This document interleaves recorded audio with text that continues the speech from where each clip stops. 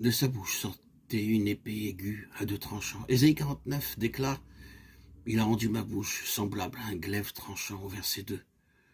Cela met l'accent sur la puissance de la parole de notre Seigneur. Ces paroles frappent non seulement aujourd'hui la conscience des personnes pour les convaincre de péché, mais elles seront incisives et tranchantes au jour du jugement.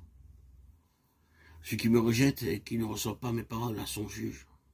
La parole que j'ai annoncée, c'est elle qui le jugera au dernier jour. Jean 12, 48. Nous devons, nous croyants, craindre le Seigneur, car le jugement commencera en fait par la maison de Dieu.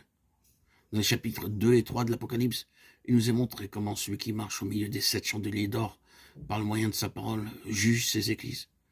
En demandant à Jean d'écrire à l'ange de l'église de Pergame, le Seigneur déclare: voici ce que dit celui qui a l'épée aiguë à deux tranchants.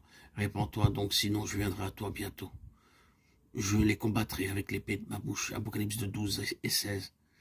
L'épée de la bouche n'autre que la parole de Dieu, car veuillez remarquer que la parole de Dieu est vivante et efficace, plus tranchante qu'une épée quelconque à deux tranchants, pénétrante jusqu'à partager âme et esprit, jointure et moelle. Elle juge les sentiments et les pensées du cœur. Hébreux 4:12. Remarquez aussi qu'aucune parole venant de Dieu ne le sera sans puissance. Luc 1:37. La parole de Dieu est tranchante et puissante. C'est pour cela que la parole du Seigneur doit habiter avec toute sa richesse dans nos cœurs. Colossiens 3:16. Afin que sa parole trouve place dans nos vies et qu'elle puisse servir d'arme contre l'ennemi. Lorsque le Seigneur fut tenté par le méchant dans le désert, il usa des paroles de l'Écriture pour le vaincre.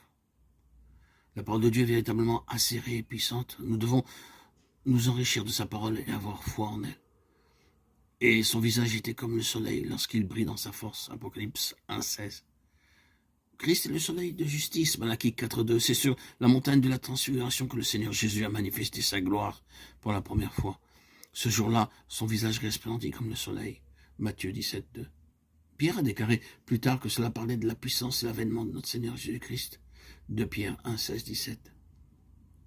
Le soleil est appelé le grand luminaire et il préside au jour ou domine sur le jour.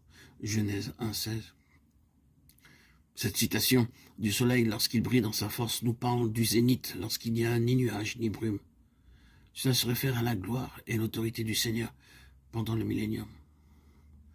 L'apparition du Seigneur Jésus dans l'Écriture est représentée par l'étoile du matin et par le soleil. L'apparition de l'étoile du matin est pour les saints et celle du soleil pour le monde tout entier. L'étoile du matin paraît juste un peu avant l'aurore et seuls ceux qui veillent peuvent la voir. C'est pour cela que les chrétiens doivent être très vigilants. Lorsque paraît le soleil, tout le monde peut le voir. L'étoile du matin apparaît d'abord et ensuite le soleil paraît. Avant que notre Seigneur n'apparaisse au monde, il se manifestera lui-même tout d'abord à ceux qui auront aimé son avènement. Quelle espérance bénie! Frères et sœurs bien-aimés en Christ, mes chers amis, aimons-nous vraiment son avènement?